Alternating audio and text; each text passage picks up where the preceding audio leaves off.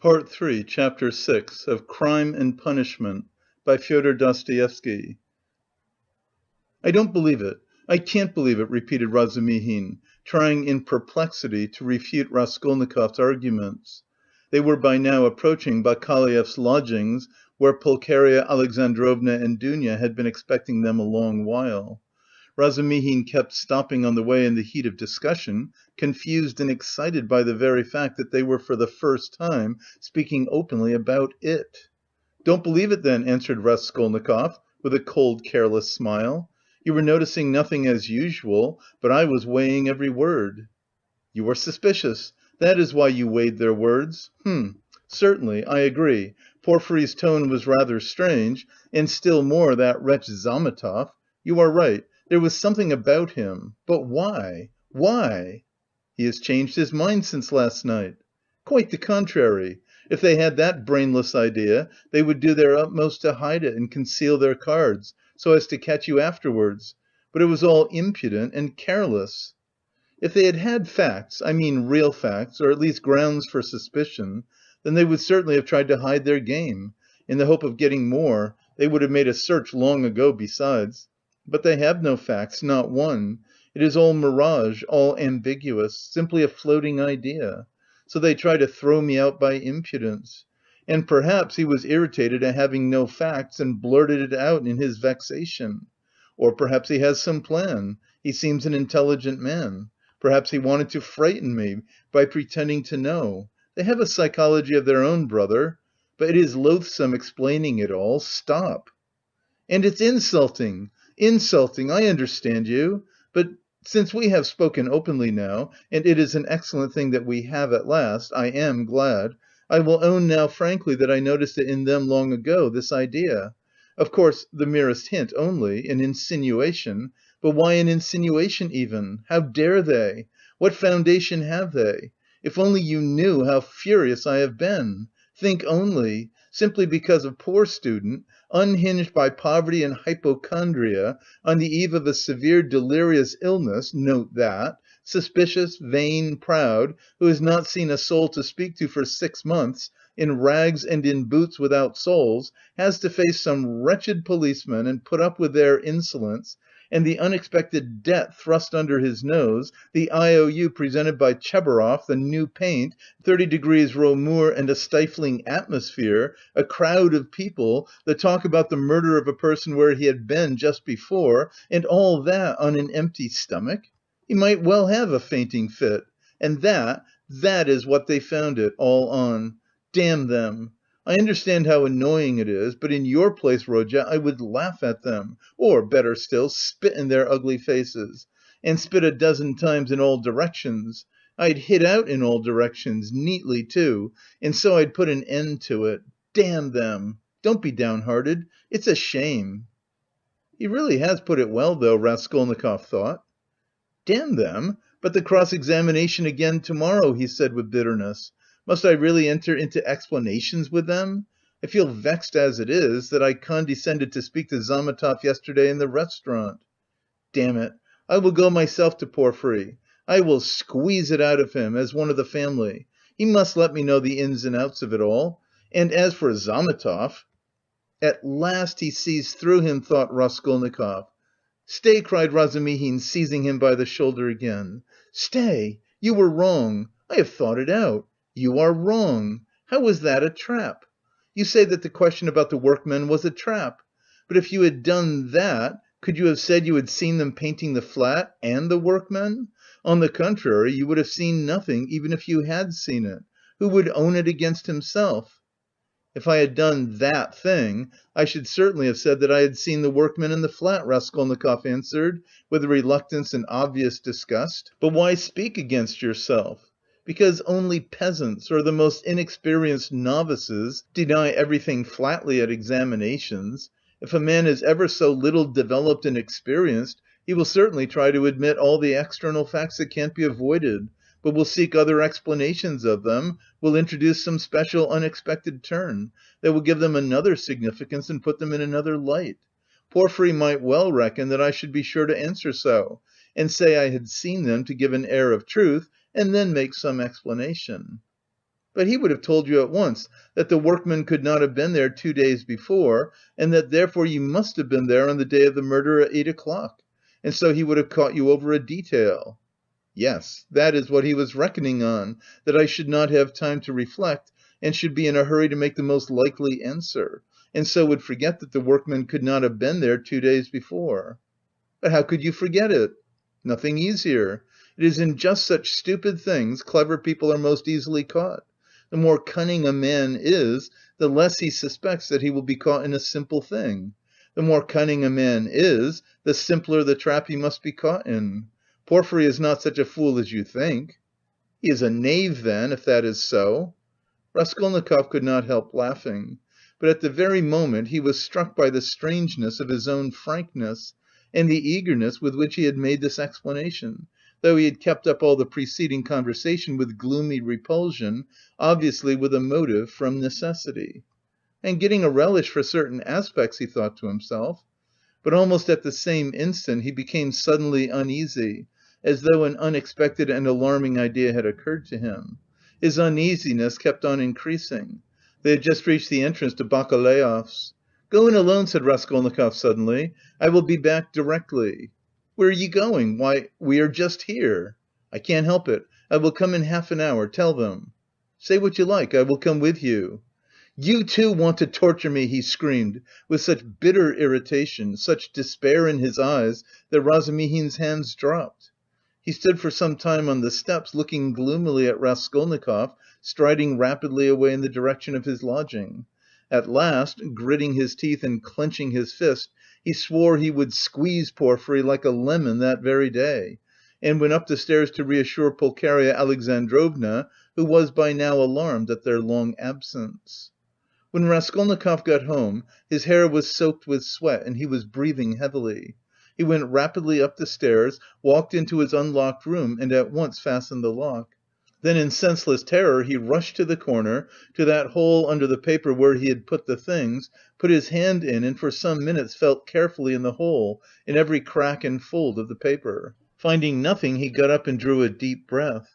As he was reaching the steps of Bakaleyev's, he suddenly fancied that something, a chain, a stud, or even a bit of paper in which they had been wrapped with the old woman's handwriting on it, might somehow have slipped out and been lost in some crack, and then might suddenly turn up as unexpected conclusive evidence against him.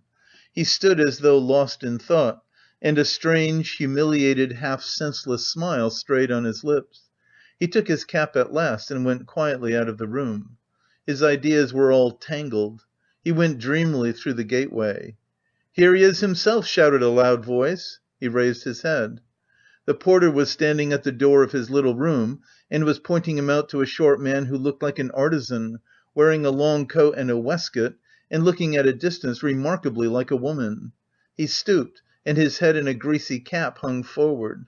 From his wrinkled, flabby face he looked over 50, his little eyes were lost in fat, and they looked out grimly, sternly and discontentedly. "What is it?" Raskolnikov asked, going up to the porter. The man stole a look at him from under his brows, and he looked at him attentively, deliberately. Then he turned slowly and went out of the gate into the street without saying a word. "What is it?" cried Raskolnikov. "Why, he there was asking whether a student lived here, mentioned your name and whom you lodged with. I saw you coming and pointed you out, and he went away. It's funny." The porter too seemed rather puzzled, but not much so, and after wondering for a moment he turned and went back to his room. Raskolnikov ran after the stranger, and at once caught sight of him walking along the other side of the street with the same even, deliberate step, with his eyes fixed on the ground, as though in meditation. He soon overtook him, but for some time walked behind him. At last, moving on to a level with him, he looked at his face. The man noticed him at once, looked at him quickly, but dropped his eyes again. And so they walked for a minute side by side without uttering a word.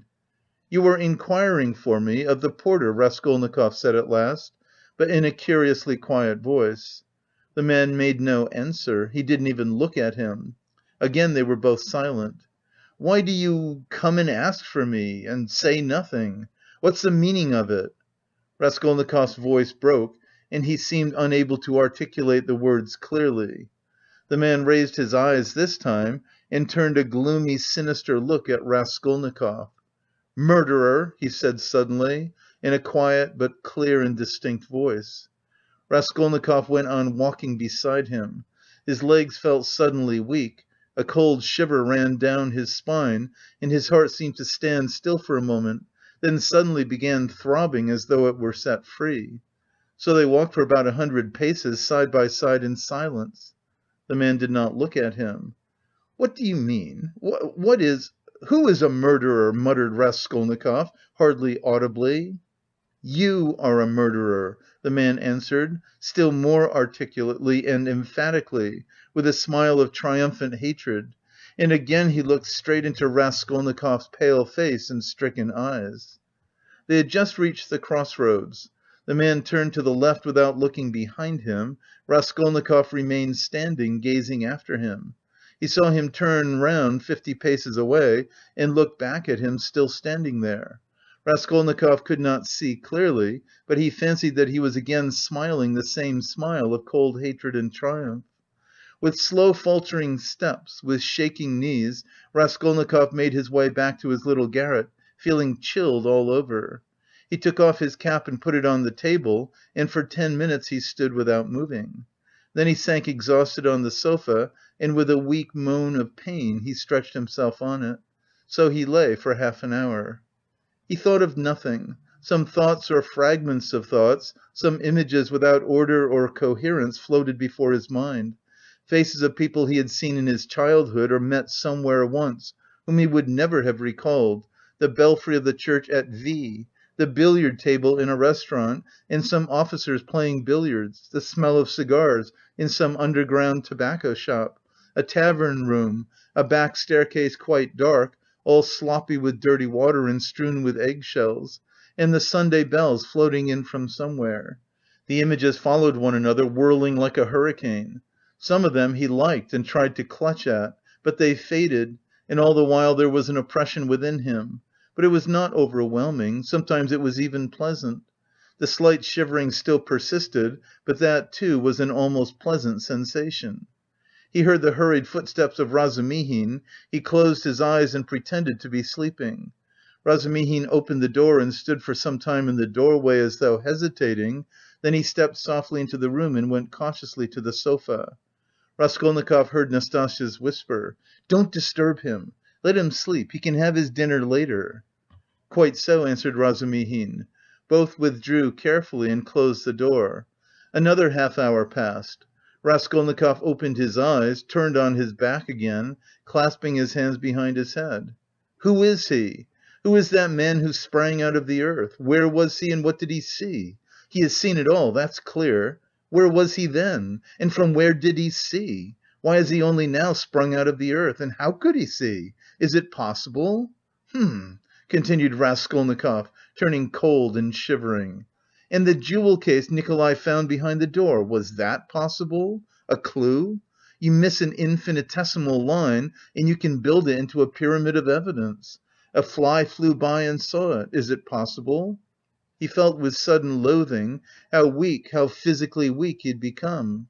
"I ought to have known it," he thought with a bitter smile. "And how dared I, knowing myself, knowing how I should be, take up an axe and shed blood? I ought to have known beforehand. Ah, but I did know," he whispered in despair. At times he came to a standstill at some thought. "No, those men are not made so. The real master to whom all is permitted storms Toulon, makes a massacre in Paris, forgets an army in Egypt, wastes 500,000 men in the Moscow expedition and gets off with a jest at Vilna. And altars are set up to him after his death, and so all is permitted. No, such people, it seems, are not of flesh, but of bronze." One sudden irrelevant idea almost made him laugh. Napoleon, the pyramids, Waterloo, and a wretched skinny old woman, a pawnbroker with a red trunk under her bed. It's a nice hash for Porfiry Petrovitch to digest. How can they digest it? It's too inartistic. A Napoleon creep under an old woman's bed? Ugh! How loathsome! At moments he felt he was raving. He sank into a state of feverish excitement. The old woman is of no consequence, he thought, hotly and incoherently. The old woman was a mistake, perhaps, but she is not what matters. The old woman was only an illness. I was in a hurry to overstep. I didn't kill a human being, but a principle. I killed the principle, but I didn't overstep. I stopped on this side. I was only capable of killing. And it seems I wasn't even capable of that. Principle? Why was that fool Razumihin abusing the socialists? They are industrious commercial people. The happiness of all is their case. No, life is only given to me once and I shall never have it again.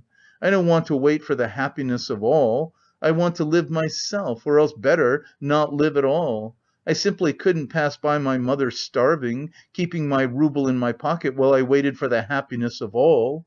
I am putting my little brick into the happiness of all, and so my heart is at peace. Ha ha! Why have you let me slip? I only live once. I too want... Ach, I am an aesthetic louse and nothing more, he added suddenly, laughing like a madman. Yes, I am certainly a louse, he went on, clutching at the idea, gloating over it and playing with it with vindictive pleasure. In the first place, because I can reason that I am one, and secondly, because for a month past I have been troubling benevolent Providence, calling it to witness that not for my own fleshly lusts did I undertake it, but with a grand and noble object. Ha ha! Thirdly, because I aimed at carrying it out as justly as possible, weighing, measuring, and calculating. Of all the lice I picked out the most useless one, and proposed to take from her only as much as I needed for the first step, no more nor less, so the rest would have gone to a monastery according to her will, ha ha! And what shows that I am utterly a louse, he added, grinding his teeth, is that I am perhaps viler and more loathsome than the louse I killed. And I felt beforehand that I should tell myself so after killing her. Can anything be compared with the horror of that? The vulgarity, the abjectness. I understand the prophet with his sabre on his steed. Allah commands and trembling creation must obey. The prophet is right. He is right when he sets a battery across the street and blows up the innocent and the guilty without deigning to explain. It's for you to obey trembling creation and not to have desires, for that's not for you. I shall never, never forgive the old woman. His hair was soaked with sweat, his quivering lips were parched, his eyes were fixed on the ceiling. Mother, sister, how I loved them! Why do I hate them now? Yes, I hate them. I feel a physical hatred for them. I can't bear them near me. I went up to my mother and kissed her, I remember, to embrace her and think if she only knew. Shall I tell her then? That's just what I might do. She must be the same as I am, he added, straining himself to think, as it were struggling with delirium. Ah, how I hate the old woman now! I feel I should kill her again if she came to life. Poor Lizaveta, why did she come in? It's strange, though. Why is it I scarcely ever think of her as though I hadn't killed her? Lizaveta! Sonia! Poor gentle things with gentle eyes! Dear women! Why don't they weep? Why don't they moan? They give up everything. Their eyes are soft and gentle. Sonia! Sonia! Gentle Sonia! He lost consciousness. It seemed strange to him that he didn't remember how he got into the street. It was late evening, the twilight had fallen, and the full moon was shining more and more brightly. But there was a peculiar breathlessness in the air. There were crowds of people in the street, workmen and business people were making their way home. Other people had come out for a walk, there was a smell of mortar, dust and stagnant water. Raskolnikov walked along, mournful and anxious. He was distinctly aware of having come out with a purpose, of having to do something in a hurry. But what it was he had forgotten. Suddenly he stood still and saw a man standing on the other side of the street beckoning to him. He crossed over to him, but at once the man turned and walked away with his head hanging, as though he had made no sign to him. Stay, did he really beckon? Raskolnikov wondered, but he tried to overtake him. When he was within 10 paces, he recognized him and was frightened. It was the same man, with stooping shoulders and the long coat. Raskolnikov followed him at a distance. His heart was beating. They went down a turning, the man still did not look round. "Does he know I am following him?" thought Raskolnikov. The man went into the gateway of a big house. Raskolnikov hastened to the gate and looked in to see whether he would turn round and sign to him.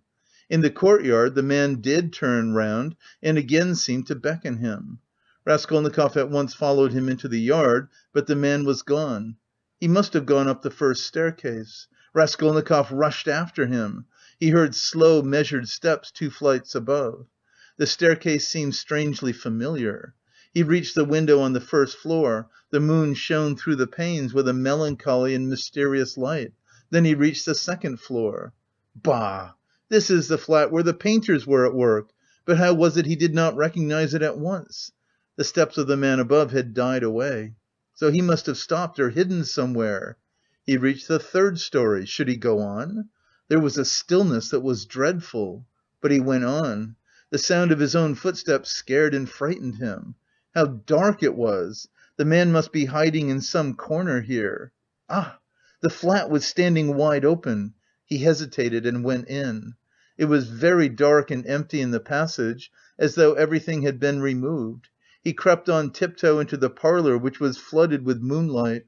Everything there was as before, the chairs, the looking-glass, the yellow sofa, and the pictures in the frames. A huge, round, copper-red moon looked in at the windows. "It's the moon that makes it so still, weaving some mystery," thought Raskolnikov. He stood and waited a long while, and the more silent the moonlight, the more violently his heart beat, till it was painful. And still the same hush. Suddenly he heard a momentary sharp crack, like the snapping of a splinter, and all was still again. A fly flew up suddenly and struck the window pane with a plaintive buzz. At that moment he noticed in the corner between the window and the little cupboard something like a cloak hanging on the wall. "Why is that cloak here?" he thought. "It wasn't here before." He went up to it quietly and felt that there was someone hiding behind it. He cautiously moved the cloak and saw, sitting on a chair in the corner, the old woman bent double so that he couldn't see her face. But it was she. He stood over her. "She is afraid," he thought. He stealthily took the axe from the noose and struck her one blow, then another on the skull. But strange to say she did not stir, as though she were made of wood. He was frightened, bent down nearer and tried to look at her, but she, too, bent her head lower. He bent right down to the ground and peeped up into her face from below. He peeped and turned cold with horror. The old woman was sitting and laughing, shaking with noiseless laughter, doing her utmost that he should not hear it. Suddenly he fancied that the door from the bedroom was opened a little and that there was laughter and whispering within. He was overcome with frenzy and he began hitting the old woman on the head with all his force, but at every blow of the axe the laughter and whispering from the bedroom grew louder and the old woman was simply shaking with mirth. He was rushing away, but the passage was full of people, the doors of the flat stood open, and on the landing, on the stairs and everywhere below there were people, rows of heads, all looking but huddled together in silence and expectation. Something gripped his heart, his legs were rooted to the spot, they would not move, he tried to scream and woke up. He drew a deep breath, but his dream seemed strangely to persist. His door was flung open, and a man whom he had never seen stood in the doorway watching him intently. Raskolnikov had hardly opened his eyes, and he instantly closed them again. He lay on his back without stirring. "Is it still a dream?" he wondered, and again raised his eyelids hardly perceptibly. The stranger was standing in the same place, still watching him. He stepped cautiously into the room, carefully closing the door after him, went up to the table, paused a moment, still keeping his eyes on Raskolnikov, and noiselessly seated himself on the chair by the sofa. He put his hat on the floor beside him, and leaned his hands on his cane and his chin on his hands. It was evident that he was prepared to wait indefinitely. As far as Raskolnikov could make out from his stolen glances, he was a man no longer young, stout, with a full, fair, almost whitish beard. 10 minutes passed. It was still light, but beginning to get dusk. There was complete stillness in the room. Not a sound came from the stairs. Only a big fly buzzed and fluttered against the window pane. It was unbearable at last.